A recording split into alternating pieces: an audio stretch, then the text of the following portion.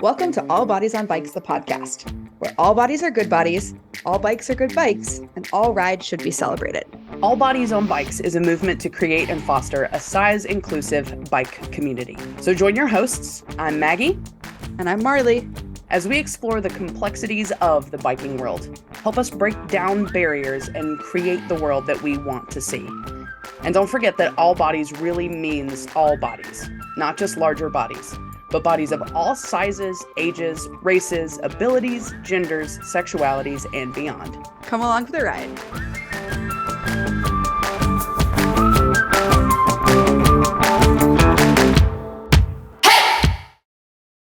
Hey, good morning, Vanessa. Thank you so much for joining us on the All Bodies on Bikes podcast.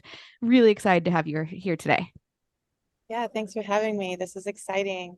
It is exciting. We got to hang out a couple weeks ago in Bentonville, and I had known about you. We had kind of crossed paths in brief at a couple of different events, but and we'll get into this during the show, I had the opportunity to learn from you, which really made me think, okay, we need to get this person on the show. But before we dive in too deep, let me introduce you to the podcast audience. So today on the All Bodies on Bikes podcast, we have Vanessa Bowen. Vanessa Bowen, they, them, is a Diné, also known as Navajo, product designer with a passion for cycling. Their creative focus centers on the juncture of design and social equity. Vanessa Bowen, I don't like calling you by your last name. Your thing says Bowen, but I like. Yeah, it's like my friend wrote me a little bio. So I love it. Like, it's like the way they refer to someone else without repeating themselves, apparently. Yeah, so, it just feels weird to say. Okay, back to the bio. Vanessa serves as an Outride Ambassador, spearheads the Get Native Kids on Bikes initiative, and actively supports the AIDS LifeCycle ride. When not immersed in their Albuquerque studio, they dedicate their time to cycling training and fostering community connections for a fair and inclusive future. Welcome to the show, Vanessa. Yes, I'm so excited. Yes, please bring on the questions. So your bio, I feel like, gave us a little teaser, but I would love to hear in your own words, who are you? Tell the audience who you are. Yeah, so I always like to start saying I'm an artist first. That's really how I got my start in my career. I was a painter and illustrator, turned into a graphic designer, and not to date myself, but I grew up during the time where Alta Vista existed and MySpace, so I got into coding and programming. So that kind of followed through into where I am now in the tech space. So I'm a product designer. I basically design like enterprise SaaS and mobile apps and such. But yeah, I've been a lifelong cyclist ever since I was a young kid. I rode my bike on res dirt roads, and that passion has followed me into adulthood. And I feel like it's my escape. And a little known fact is that I have ADHD, and I find that cycling is like a great way to treat ADHD, and I cannot recommend it enough if you are a person with a neurodivergent, like if you have ADHD like myself. Yeah, I feel like we could do an entire episode on how cycling has helped me personally with my ADHD. So I relate deeply to that. Also, I love the throwback to Alta Vista and MySpace. Yes.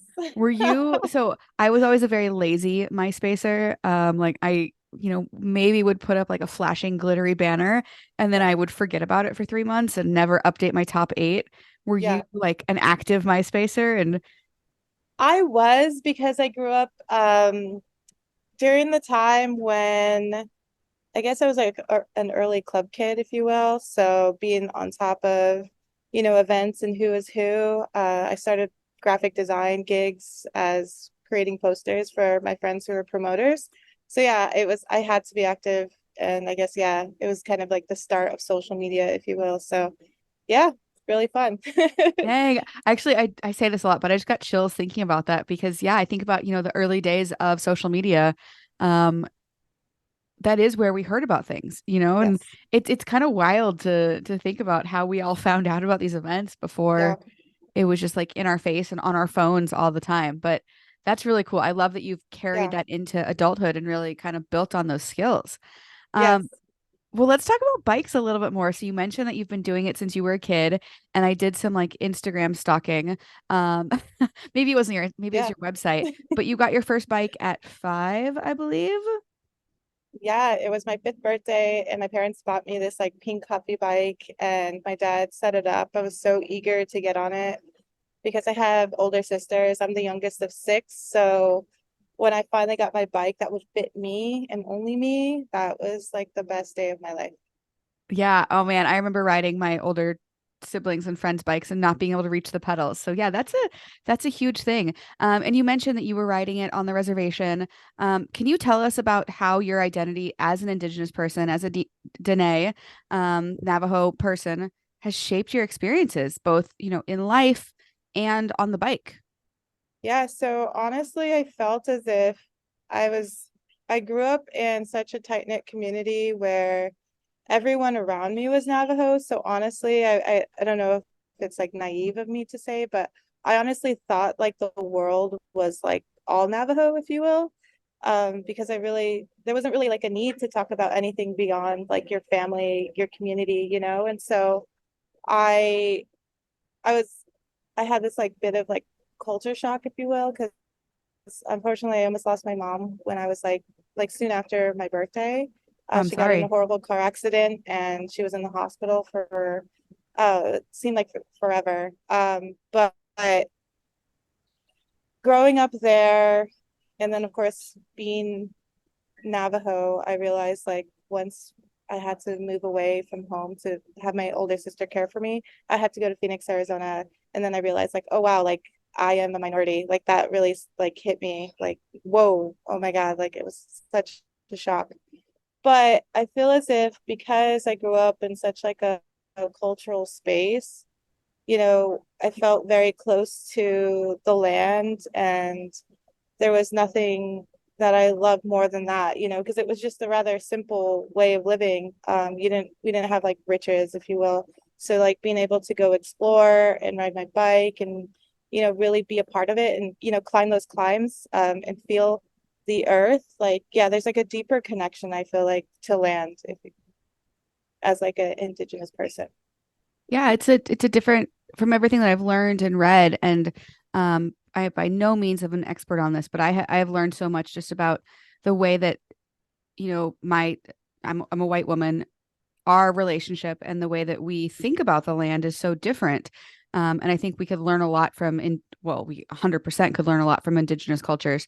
I recently learned about the concept of reciprocity to the land, where it's okay to, to build a fire or to harvest stuff, but how are you giving back? And how are you thanking the land for that? So, just something I've been thinking about a lot, especially as I ride bikes, and kind of get out into these more natural, um, I don't know, unfucked with places, I guess is the Yes. best way to say it. Yeah, yeah, and there's like a deeper connection, I feel like, because you know, my family, like the elders, they would live in remote places deep in the Navajo Nation, and their floors were like just straight dirt, you know, their homes were hogans as we call them, and so they're just made straight from the earth. So, you know, there's not really that disconnection that we often have in the modern world. Like you are living it, you are thriving in on the earth, you know. So I feel like that's like a really big prominent takeaway that I have just as a Navajo person. Sure. Yeah. Thank you for sharing that. So you were recently in Bentonville, at the People for Bikes Shift conference, and I had the pleasure of attending the talk that you gave, with a couple other Indigenous folks. And it was, I forget the exact title. It was, I think, the benefits and drawbacks to recreating on tribal land. And Yes. I learned a ton. But for the podcast listeners who weren't able to go to that session, can you tell us, what that was about, what you talked about? What do we need to know about recreating on tribal lands, especially riding bikes?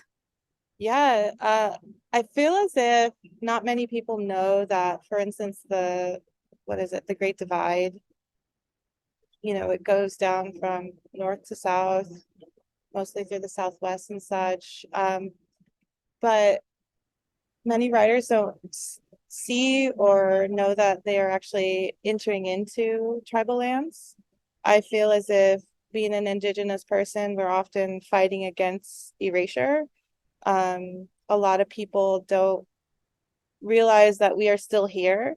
Sometimes it's a culture shock to others. Like when I moved to Massachusetts when I was super young, a lot of people thought we were like figments of the past, because everything was like in a historical context there on the East Coast. But as you go west, there's more, for me, like the Navajo tribe, we're the largest. And so you can't miss us, like we are here living embodiments of, we are Native people, but, I feel like there's not that understanding broadly that we're not that historical chief figure that's in the black and white tintype, that we are actually living, breathing, and still thriving. So having that talk at Shift 23 and just talking about recreation on tribal lands, it's super important because one, yes, we are still here.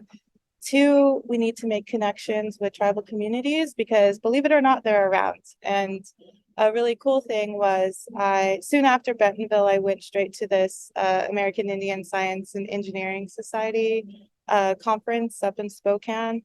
And I met the Apple Maps team. And in my presentation at Shift, I took a screen capture of something called the checkerboard. That's where I grew up.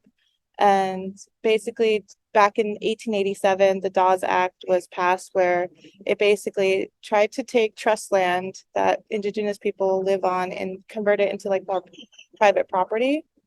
But people, like most Native people, weren't prepared to like take on the taxes and etc. So a lot of like land loss occurred at that time. So like it transferred, and so now there's this mixed use land that exists.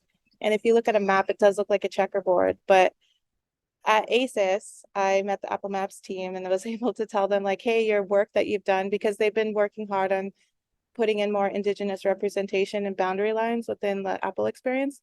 So you'll notice that. So I encourage everyone to like just go into Apple. I think Google Maps even has it, but you could see nearby tribal nations, which is really rad. But yeah, it will just kind of give you like an indication of, well, who's who and what, So I feel like that's like a big point is like a lot of like the cycling industry should, make connections and reach out and with the tribal communities around. And also I did share like a big fact in my talk was about a fact was 80% of the world's biodiversity is held within indigenous lands, and we make up, less than, I think it was 15% of the world's population. So that's quite shocking. And so literally Native people are stewards of the land. And so if, and I feel like we should advocate for Indigenous people, preservations of sacred sites, etc. So yeah, it's like really important. And just know that, we should all work together to preserve our, our earth, because climate change is real and we're facing the effects now. And so, yeah, it's super, super important. Thank you. Yeah. Your talk really opened my eyes. Especially with the checkerboard example and what you were just talking about. That erasure and that land loss, I think was honestly probably intentional. They knew that folks weren't set up to pay taxes, because from everything I understand, like land ownership isn't really a concept for a lot of indigenous communities. Yeah. It's a communal thing. We don't own this land. We take Yeah. care of it. We steward it, and it's here for generations forward. Yes. And so it's just something I've been thinking about a lot. I live in Arkansas, but drive through Oklahoma frequently, and we go through, the Muskogee Nation and a couple of other nations. And I just think about, how could these bike events or gravel events just do better? I think, does it start with awareness? Do you have any suggestions for those of us who are recreating? Like, is it just an awareness piece, or is it more than that? Yeah, I feel like it's awareness for sure, because that's a way to educate. Secondly, realizing that, cycling can be inaccessible. Like, honestly, for me, even it's a stretch. I have to budget for it. So, like, putting action behind those words, like provide those free events, passes, or like even these amazing travel stipends. So, I was a fortunate recipient of like the Mid-South Get Here grant last year or this year. And oh gosh, it just seems like forever I know it ago. feels like last Yeah. year. Yeah, It was no, this only year. in March of Yeah. 23. Yeah.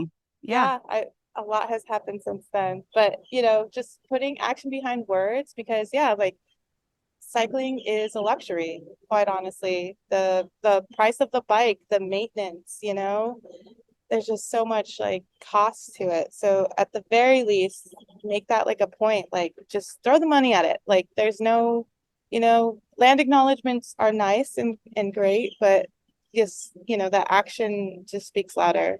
And yeah, teaming up with your tribal community, like knowing what their wants, their needs, their goals are and help support. And just like, the problem I find, like even working with nonprofits, being a board member and also trying to run my own little nonprofit, it's really hard to get capital because you have to get those reports that really take away from the actual work. So it's like, can we not do this? Like, can you just like give the money? And I feel like that's the biggest complaint I hear from everyone who is like in venture capital. It's like there's so many hoops you have to jump through just to get just a few drops of money. So yeah, yeah. I could go into a big tangent, but I'll refrain. Maybe that's a separate conversation because we Yes. are also jumping through those hoops now as all bodies on bikes. And it does create a barrier, especially Yeah. when the work that you're trying to do is so urgent. Yeah. Well, let's jump into that. You are, I believe, spearheading the Get Native Kids on Bikes initiative.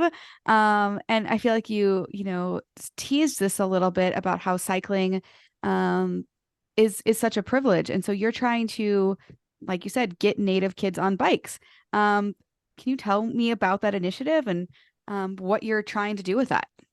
Yeah, so I dove in as a product designer using design thinking, user experience, etc.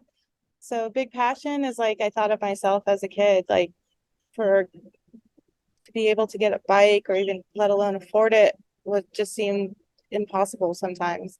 So I decided to pursue more bike mechanics. I got my certification from the U of Q Institute, but RIP because they're no longer here. But I was able to like learn amazing skills and wherever I can, I go and build bikes for the community. If someone needs their bike fixed, I'll like assist because that is such a barrier for most people. They can't maintain their bikes. And there are many amazing organizations across the Navajo Nation, for instance, like we have Silver Stallion, we have Si Hassan Bike Project, we have Navajo Yes, like these are great organizations. But I find like people do throw they give them the bikes, but yet what's missing is the sustainable ecosystem that is needed. I find that I need to go out there and I need to teach others how to maintain bikes, because that's like a missing component. And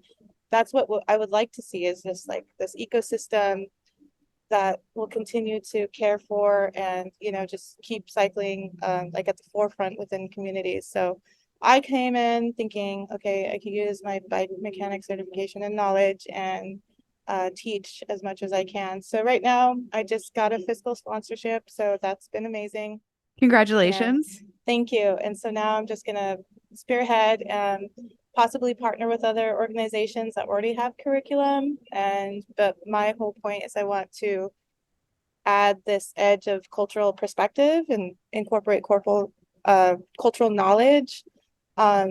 Just like really instill in our students or the cycling participants like that level up for the land and yeah, I feel like that's like a super important component that is missing. So yeah, that's where I foresee this initiative going and how I could be of service to my community. Yeah. And I noticed on your website that the Get Native Kids on Bikes initiative is using some knowledge that was gained through the Tribal Data Championship Fellowship. Um, can you can you tell me about that? Was that like a data research project, and how did that influence the work that you're doing? Yeah, so I was thankful to get a fellowship through the University of New Mexico for the Tribal Data Champion Fellowship basically they helped us gain more like data analysis or research methodologies, but more or less it's like indigenous research methodologies. And how can we go into the community, ask the right questions, use the data to, inform our next steps forward, but also, taking our data, and treating it at the like with the most ethical ways of like handling it and doing good and right by our community.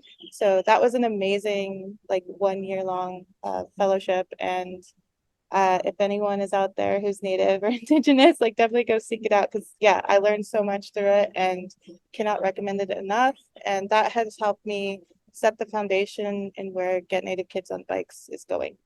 Are you able to share any of your research findings or like, things that point out that stand out to you of like, okay, here's like a major gap in our Yeah. population. This is what getting Native kids on bikes will help accomplish. Do you have anything like Yes. that?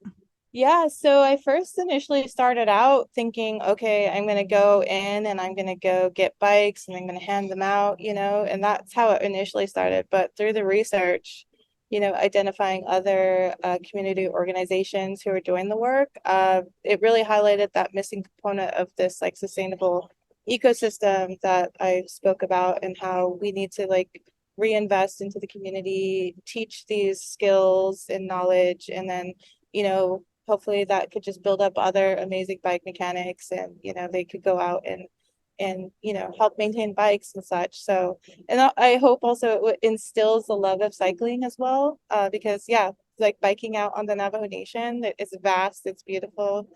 I cannot recommend it enough. It's so beautiful. But yeah, so some of the findings are just like, yeah, one, it's inaccessible. Two, like finding real estate space on the Navajo Nation is a problem. It just takes years to get something built. So even having like a storefront seems nearly impossible. So the option for like a mobile bike shop came into mind because then you're like kind of in and out, and then you could actually go to places that are more remote. So yeah, there's going to be a lot of driving, sadly, but I feel like it's important because yeah, that's like the only solution at this point. So yeah, a lot of research in the past, a lot of learnings. So yeah, I'm excited to actually get into the community and do more work. So just building those partnerships and trying to get all the events on the calendar, and hopefully that works with mine. Because as you know, I do races or events, and so yeah, it's a lot of juggling, but we'll get it figured out. Yeah, it is a lot of juggling, but oh man, I love that so much because yeah, such a good point. I think a lot of orgs give out bikes and then there isn't that follow-up of, hey, I mean, bikes can be fairly low maintenance, but not always. Even just, let's keep your tires aired up so you're not getting flat tires. Let's make sure you know how to lube your chain, tighten your brakes, just, fairly basic things that are going to both enhance somebody's experience, but also keep them safe. Yeah, So I really love that had this idea and then used the research to kind of reevaluate. And I think that's a huge learning for every nonprofit, or every org. We all set out with one objective in mind and then making sure we step back and evaluate. So thanks for sharing that. yeah, Um, definitely. so you're also involved in a million other things. You mentioned some of the Yeah. races and events that you do. One of the things that stood out to me on your Instagram was that you're involved in the AIDS LifeCycle ride. We had a couple guests on a couple months ago. We will put a link to that in the bio, that episode in the bio where they talk extensively about it. But I would love to hear about your experience, what draws you to that ride and that community, why it's important. Tell us about it. Yeah, so as a non-binary person, and I feel like I really stepped into this identity recently because I've always felt that growing up. The cool thing about our Navajo culture is that, we don't have the binary gender. We have more than that. So it just fit well, but I never really had the word to quite describe it. My if you met any of my friends or family, they would say it was such a tomboy growing up. But I don't think it was really tomboy. I think it was just more or less like being comfortable being both masculine and feminine, Sure. or neither, or just being me. So I kind of never really fell into those like gender role or, you know, presenting a certain way because of how you identify. Like it never really mattered to me. So being non-binary has been more of the forefront and I embrace it because yeah, I feel most comfortable there. So as a queer person, and also a little known fact is that I DJ. I don't DJ as much as I used to, because, you know, just life in general. But I love like Detroit techno, Chicago house, and if the blacker and or queer it is, the better.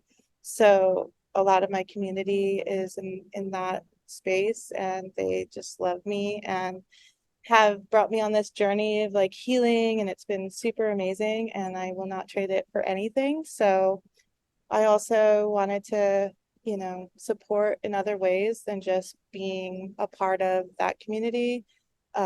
So a friend of mine, his name is Aaron Clark, he spearheads this like Pittsburgh crew called Honcho, and he just invited me to do AIDS LifeCycle because he would see my stories of just like cycling nonstop. And so he's like, you would be great here. So I looked into it and I kind of did my own research and kind of seeing what like how these organizations impact Indigenous communities. There wasn't much there, but you know, there's a deeper problem that is present. It's basically they call it data surveillance. So data surveillance is basically getting into the nitty gritty of details instead of saying, are you Hispanic or non-Hispanic? They don't like collect more of the finer details of like you're not or what are you, you know, they don't go into the details of like which tribal affiliation are you. So Mm, therefore it really misses information on how to track Indigenous people. So on data it would say like, oh, it doesn't affect Indigenous peoples, but it's actually quite opposite because we are impacted by public health issues like way far greater than you'd realize. But since we don't track it, it's hard to tell. So then that also proves to this like concept of Indigenous erasure. So my whole point was doing this ride to not only honor members of my community who have passed from AIDS or HIV, but also to push like this importance of we need to do better at data surveillance. And then also as I do the ride, I would say I'm in the land of the Chumash, you know, or you know whatever, like there's like so many amazing tribal nations that we pass through and people have no idea. And so my whole point in that was just to bring it to the forefront, be there in person and you know talk to people and just like build that awareness. So yeah, that was like the whole point of AIDS LifeCycle. I'm going to do it again next year, looking forward to it. And if you haven't tried it or looked into it, I highly recommend it. Like, you know, they're doing the good work and it's really impacting, you know, it's doing that positive work. And I feel like that's super important. yeah. We will have a link to your fundraising page in the Yay. bio, and we will put a link to it on the Instagram stories because every rider has to raise $3,500. Yes. Um, we typically get 500 or so downloads per episode. If everybody Cool. donated $5, that would get you a big chunk of the way there. Um, so we will put a link to Vanessa's fundraising in there. But oh man, you raised so many good points about data erasure and data Mhm. collection and public health. And I know, especially, I'm about to say the O slur, the obesity slur. I Mhm. hate that word. We haven't Mhm. talked about it much on the show, but Indigenous communities are also impacted by um, body size issues and Yep. access to clean water and whole foods and clean air and just every public health issue imaginable impacts Indigenous communities. And I think you raise an amazing point about the data gaps around it. So thank you for doing the hard work around that. Yes. Um, yeah. Oh gosh. Okay. So coming kind of towards the end of our conversation, although I could legitimately talk to you all day. Yes. Um, so you mentioned that you've got some races and events coming up. So in addition to like all the on the ground work that you're doing for your community and for your tribe, you're also doing some stuff, I wouldn't say for yourself, but some like more, I don't know, individual challenges. What's on your plate for next year? What have you got going on? Yeah. So shout out to my coach, Shayna Palace. She's amazing. She literally has worked with, I was on the couch literally, and I was like, okay, I need to do something because I just recently got my ADHD diagnosis. So I wanted to get back into something because I remember when I was younger, that was the one thing that really made me like, get my head on right, if you will. So my plan for next year is to do the same sort of events that I have been doing. I do want to go to Mid-South. I You have some don't want to get redemption there. injured. I don't want to get injured again. Yeah. Yeah. Yeah, You gotta, I fractured my ankle and I was on crutches for 8 weeks. oh, Yeah, it was crazy. But yeah, I want to do that again. I want to do Foco Fondo again, a big one that I'm really thrilled about. Not only am I going to do the AIDS life cycle, but the next following month I'll do the West Fjord Way Challenge. I just tell us more about that because that is a huge challenge. Oh my gosh. Well, they haven't announced it yet. So I don't know if you want to like redact this part, but I got the scholarship to go. And so they gave me the scholarship and they're gonna pay for, part of the flight over. And I'm To gonna take Iceland, the right? opportunity, yeah, to Iceland. And I'm gonna do it because it's, closer to 600 miles, but doing AIDS life cycle, I feel like that 545 I'm like, oh, mentally I could do this, and that's cool because AIDS life cycle, they always say like it's a ride, not a race. And so that's kind of the same mentality I'm going to take. Like you don't have to be that super crazy competitive athlete all the time, and I don't know why everyone always feels like that's the only way you can validate yourself as a cyclist sometimes, but I'm like, yeah, it's a ride, not a race. That's the same mentality I'm going to take. I'm going to enjoy it. And the cool thing about West Fjord Way Challenge is that they have cultural stops. And so I just want to have this like culture exchange that occurs between us. And I would love to learn more. I'm super thrilled. Yeah, I'm going to take it one day at a time, one pedal stroke at a time. But I know I'm going to do it with that mentality. So yeah, Oh, I love that. You've got some exciting things coming up for sure. yes. One question I thought about, you had mentioned earlier riding on the Navajo Nation. Do you have any routes that we can link to in the show notes that you would recommend for folks who might be in that part of the country and looking for a ride? Yes, I do. I have several rides and routes. I could give you a Strava link. And also to back that up, Navajo Yes is like the recreation organization on the Navajo Nation.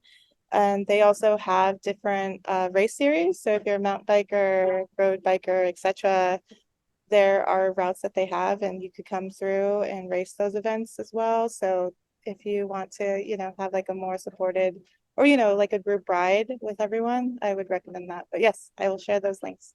Awesome. Thank you. And I will likely make them ride with GPS because Ride with Okay, GPS is a there we partner of go. All Bodies on Bikes. And Okay, we could um, convert them. yes, I love Strava for other reasons, Yeah, but when I am navigating, I'm a Ride with GPS girly.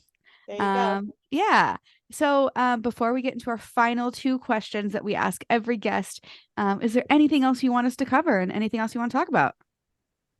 Oh, there's so much. I just, want to encourage everyone to take a moment to just, look at the map and see what other tribal nations are around you. Make an effort to go and see if there's like a cultural museum. You'll learn a lot there. Sometimes they like actually have like indigenous people run the museum that you could like talk to. And, it just takes like one person and making those connections. And I feel like that is like a good way to just get more understanding, and see how you can help. But yeah, that's all I have for now. But yeah, thank you for listening. Yeah, thank you so much. And so when kind of a additional question on that, I use nativeland .ca as my kind Mhm. of resource when I'm looking. Is that one that you would recommend? Yes, Do you have any other definitely. resources? Okay. Yeah, I definitely recommend that. They do like a really good job at, identifying who's who in your area. So definitely recommend that. But, I find that now that Apple is doing like a great corporate responsibility of including land representation of indigenous tribes, like that's also another way. But yeah, uh yeah, nativeland.ca. Yes, Cool. is the one to go to. Thank you. That is good to know. We will also have a link to that. And now I'm going to go research this Apple project because that sounds really, really cool. Yeah. And Yeah, there was this native guy, his name's Marcus Yazzie. He's like Diné as well, but he was on that team to help with including the land representation. Very cool. I'm definitely gonna go look that up. So yeah, so in closing, Vanessa, we have two questions that we ask every guest. The first is, what is your perfect day outside? Whew, wow.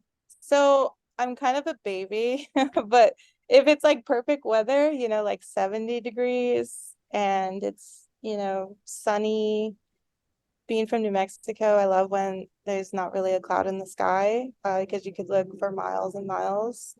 That's usually my perfect day of riding, and it's just, a longer ride. Like I love doing 40 miles, just taking it all in and taking my time and stopping when I need and ending the ride with either a coffee or like a New Mexico burrito with green chili and red chili on top. That sounds so good. I just Yes, read an article about the debate or the feud between New Mexico and Colorado about who yes, makes the best green chili. yes, yes. Like, oh, They're at odds, but I feel like New Mexico has the best chili. If you haven't had Hatch green chili from Hatch, New Mexico, you're missing out. And yeah, don't listen to Colorado. They, I mean, love them, but you know, green chili is kind of generational at this point, so you mm, can't touch it. You know what I mean? I don't yeah, know. Like yeah. It's maybe like, yeah, totally. That's like yeah, somebody telling me to get matzo ball soup from a store. I'm like, yeah, uh-uh. yeah, Like, yeah, no, this is no, we make it at home. We don't, yes, yeah. So, yeah, well, that's yeah. you heard it here, All the folks. love, Colorado, all the love. But get your green chili, your Hatch green chili in New Mexico. Yeah. And then the very last question, we had a wide-ranging conversation. We talked about research, we talked about bikes, we talked about nonprofit work. Um, what else? Like, is there another topic that you wish people asked you about and you got to talk about more? Ooh, geez, that's a good question. Well, I feel like anything indigenous, honestly, like I feel like a lot of people don't understand it really. Even talking to people when I say in Navajo, like that really just goes over their head. So I think when I had to be more specific and use like more common knowledge or language. Like I am Native American from the tribe, like I have to spell it out very specifically or explicitly. That's the only time then it kind of clicks of like, oh, because sometimes I feel like I do say I'm Navajo, but no one, it goes in one ear and out the other. So yeah, I feel like I wish people would talk to me more about that, or even just like even like the queerness within like the Navajo tribe and our culture. Like I feel like that's a really cool topic to discuss. And yeah, it just leads into this like idea and concept that you should be authentically you without any societal expectation because you are divinity incarnate. You know what I mean? Yeah. So it gets like really deeper. Like it's really amazing when it gets to that level because it's like you are celebrated for who you are and nothing more. That's beautiful. Yeah. I love that. And thank you. If folks do want to reach out and chat with you more about this, where can they find you? They can find me on Instagram. My handle is at the Vanessa Bowen. Yeah, feel free to DM me, follow me. I look forward to hearing from everyone. Awesome. Well, thank you so much, Vanessa, for your time. Thank you for your work getting Native kids on bikes, for Yes. educating us. I know it's not always the most joyful things to tell white people what's going on in the world, but really, really appreciate your time and your energy and what you're doing in the world. Yeah, So, thank you. yes, be well. You too. Thank you, Marley. Have a good day. You too.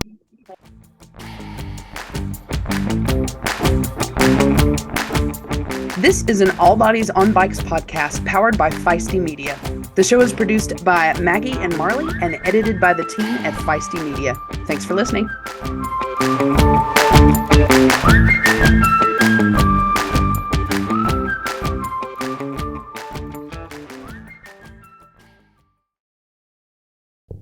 Are you tired of getting caught in the rain with poorly fitting, flimsy rainwear? Well, let me introduce you to Cleverhood, makers of thoughtfully designed, durable, and size-inclusive rainwear.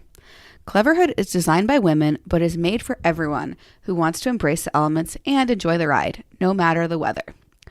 Cleverhood was born out of the need to make rainy days into happy days, and with multiple choices of styles and sizes, all bodies can stay dry, visible, and happy. Maggie and I especially love their rain cape. Literally, the only thing you need to fit is the head hole. Otherwise, it just fits. It's so cute and functional, and I feel like a superhero when I ride my bike in it. All of Cleverhood's designs have reflective elements thoughtfully integrated, including an option to customize it with the All Bodies on Bikes logo. They're also sustainable, with most of their fabrics made from recycled fibers and PFC-free DWRs. Social sustainability matters to Cleverhood too, and they only work with certified producers who follow labor and environmental standards, and they give nearly 5% of their profits back to community organizations, including All Bodies on Bikes. So whether you're commuting on a dreary morning, walking your dog in the rain, or waiting for the bus, Cleverhood is a great option. And remember, you can use the code ALLWEATHER for 15% off of your order.